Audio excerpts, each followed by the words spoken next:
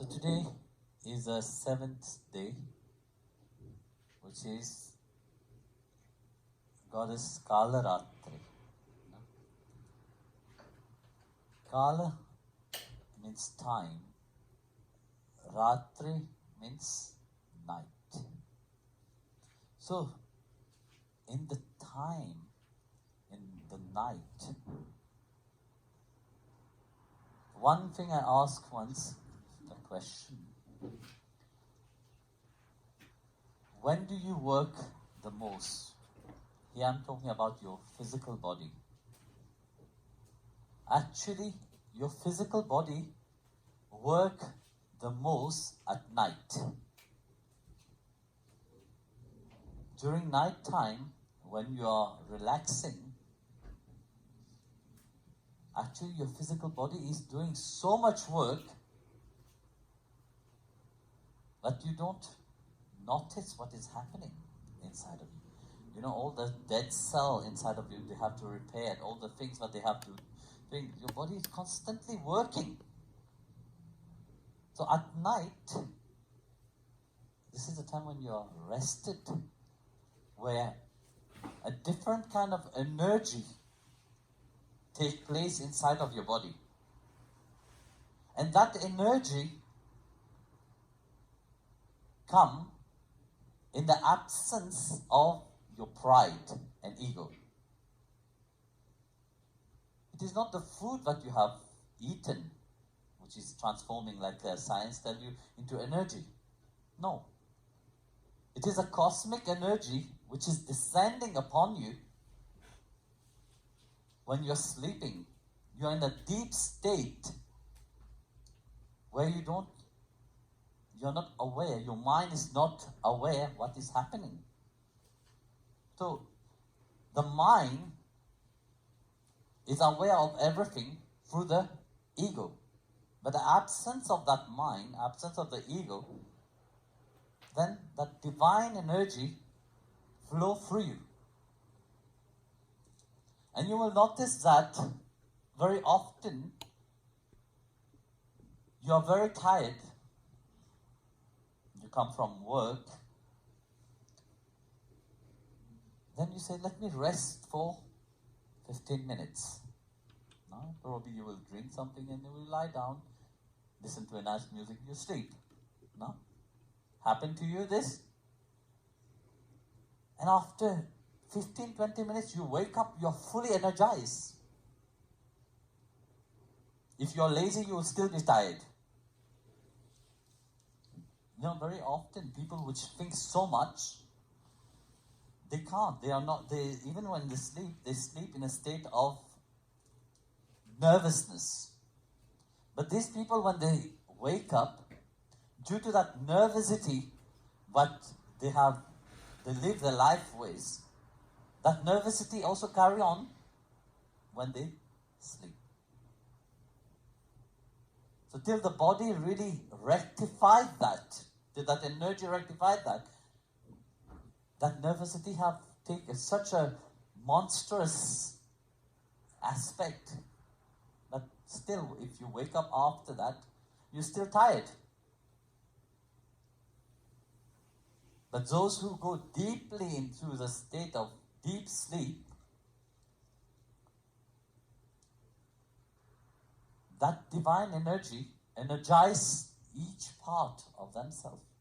And this is by energizing each part of your body, this is where all the things which is dead inside is expelled outside, all the work which your body go through. Actually, it is amazing because that energy which you generate while you're sleeping is much more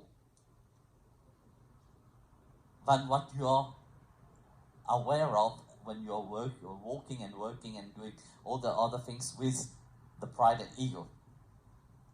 And Kalaratri, she represents that energy. That energy when you reach in a state of egoless. And that happens only most of the time at night when you are resting.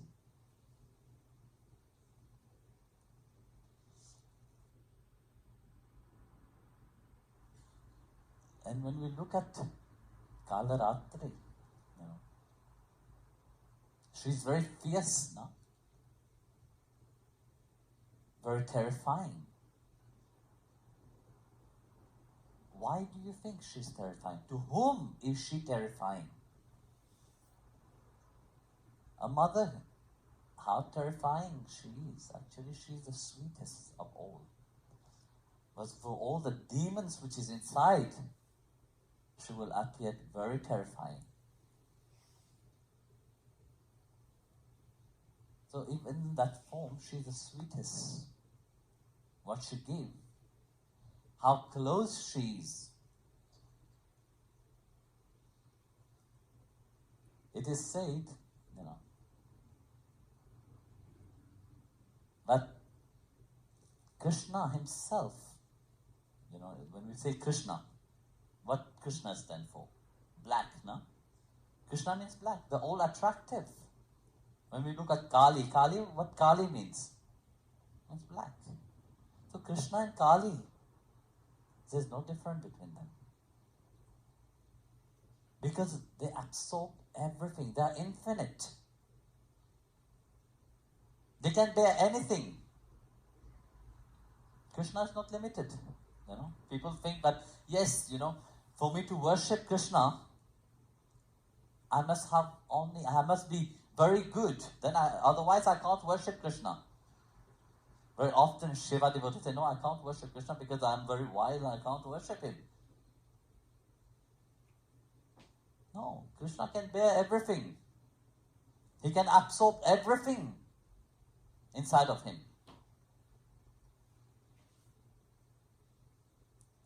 That dark color, how he is, you know, when we see Kali.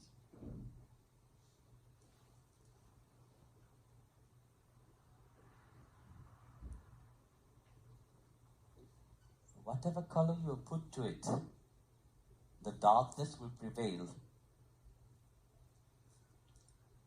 That's what means that she can take everything. All what her children give her, the good, the not good, she can absorb everything. Lord Krishna is the same. He can absorb everything and transform everything. And Kali, she represents that aspect of detachment. Now, she's not attached to anything.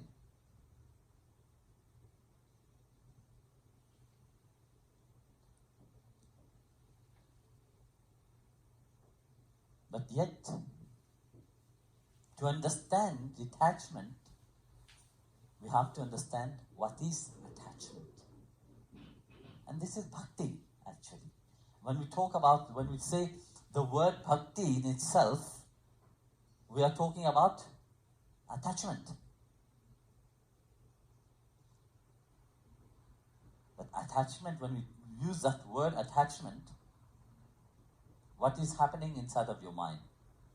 You know, because you have been taught that attachment is bad, you know, it's not good virtue, it will entangle you to everything that you are attached to. You know, it's very strange, no?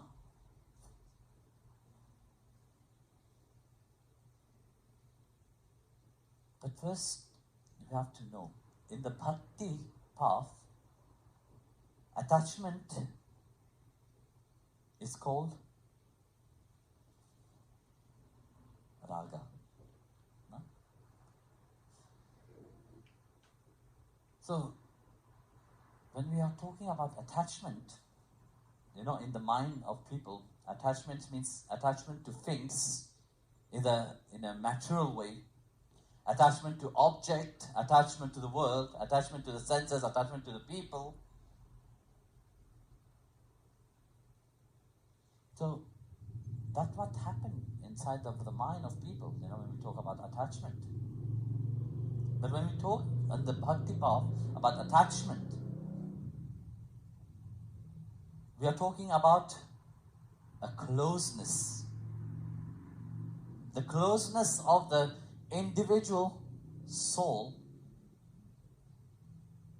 Something which is deep inside of you, because that attachment to Bhagavan doesn't happen like that. He's a supreme consciousness. He's the Lord of Lords. He's everything.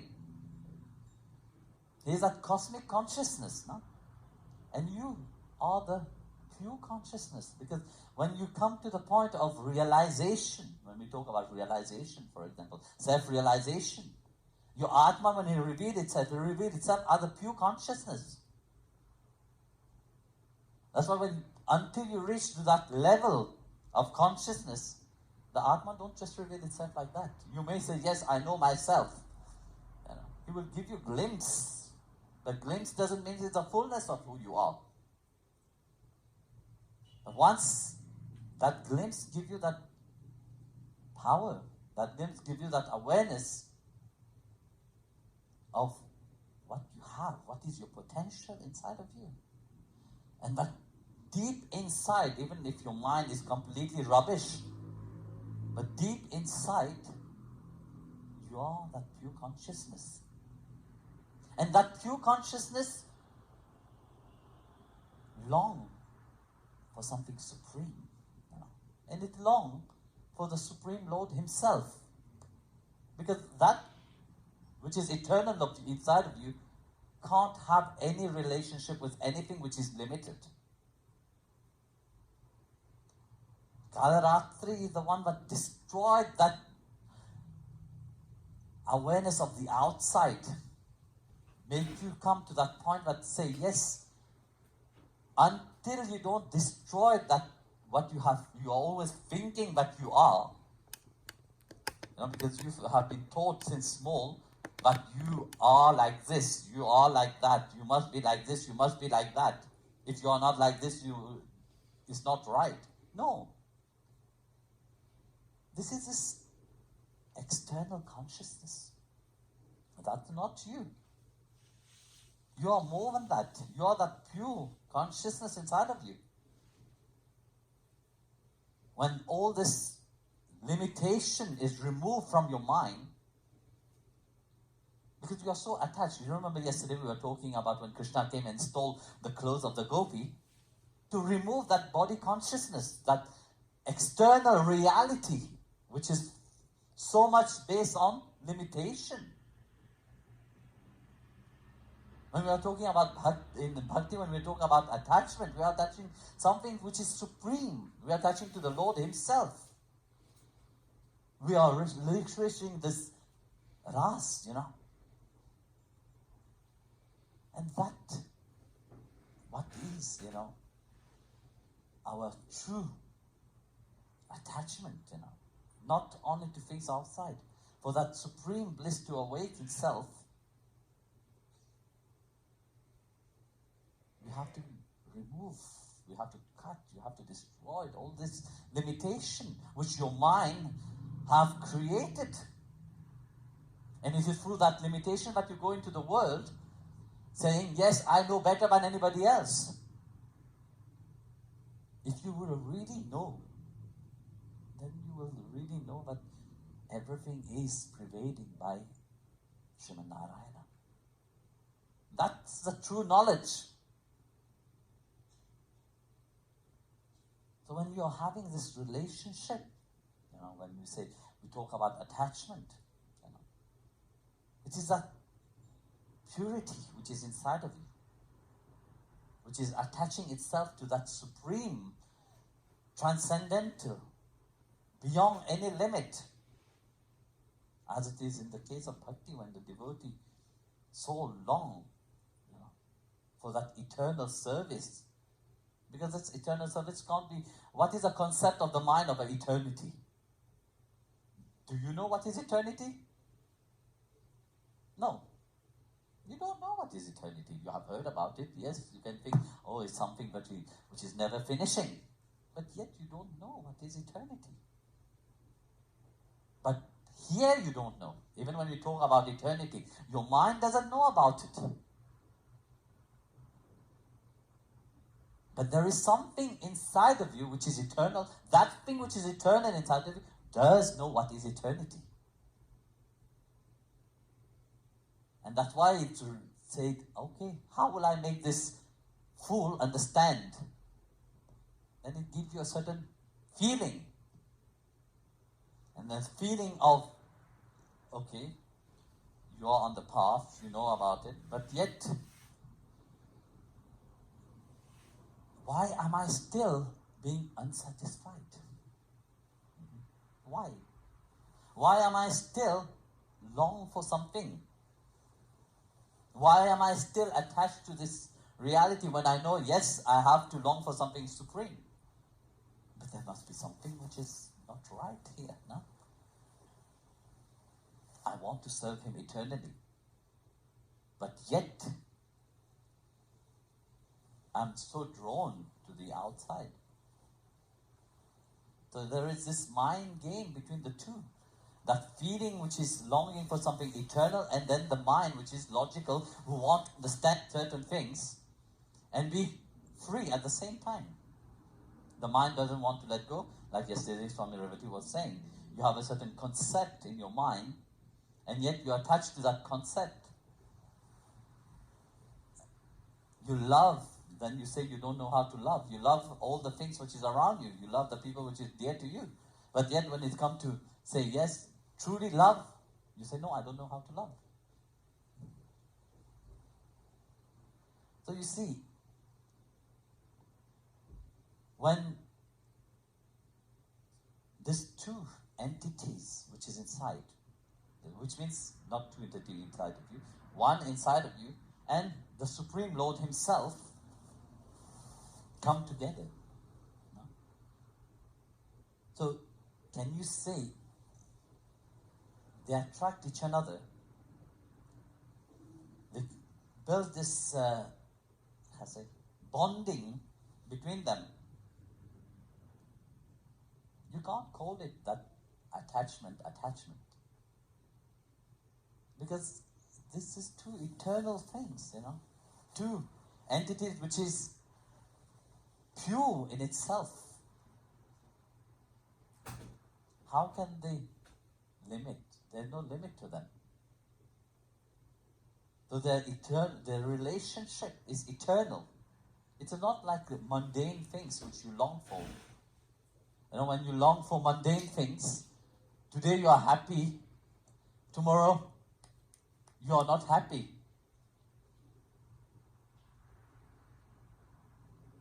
You have it, no? You long for a beautiful car. It's so beautiful as long as it is serving you. You keep it beauty, you are so much attached to it. What happened afterwards? One dent in that car, finish. You long for a beautiful relationship. One time, your beloved told you, no. You will see how love disappeared. But Bhagavan, this relationship with God, which your soul have, is not as what you do in the gross natural world, in this mundane attachment. So that's why when we talk about detachment, what is detaching? It's not about this detachment. I'll say, okay, I have something now and I just let go of it. I'm detached. It's not about that.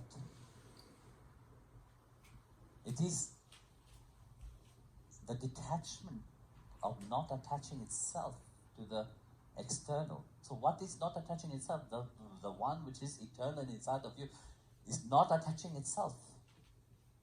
It gives you that understanding, but you're beyond that.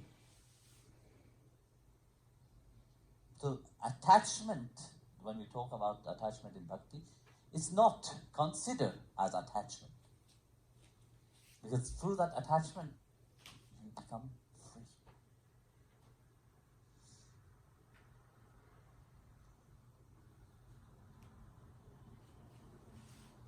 So, now you have to understand this attachment to the pure consciousness, this attachment which is bhakti itself, it is through love and devotion. So love and devotion to the Supreme Lord, love and devotion to Giridhariji. And that love and devotion to Giridhari is beyond the understanding of the mind. Even if you want to understand it with the mind, you will not be able to understand it with the mind. Because everything which you can understand with the mind is limited. That love and attachment to the Supreme Lord Himself is different from attachment which you understand. It's different from the understanding of a limited mind, because the limited mind gets infatuated to the world. And then you become slave of the world. You're a slave to the sense organ.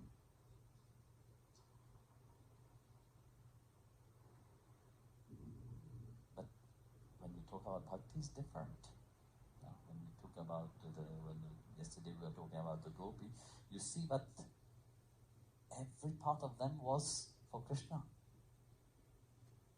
Their body was for Krishna, their mind was for Krishna, their soul itself was for Krishna. So there were no personal gratification into that. Not with the oil. So one attachment, you see the same kind, you have the same senses, one for the material, for the people which is longing for the world, the senses are turned toward the outside, whereas for those which is longing for the divine, the senses are turned within. One attachment entangles you to the external world, another one free you.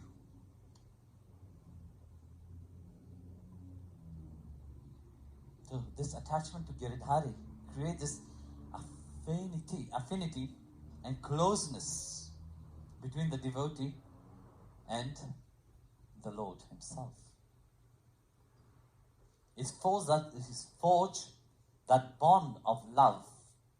Only then you can really understand what is love. Then only you can start to feel through that bond of love, that eternal bond of love. Then only you can understand what is love. You can talk about love. There's always something which is expecting into it, as long as you have not turned it towards the Supreme Lord. So this attachment to Giridhariji awakes something inside of the devotee which is called Samadhi. This is the goddess of Samadhi.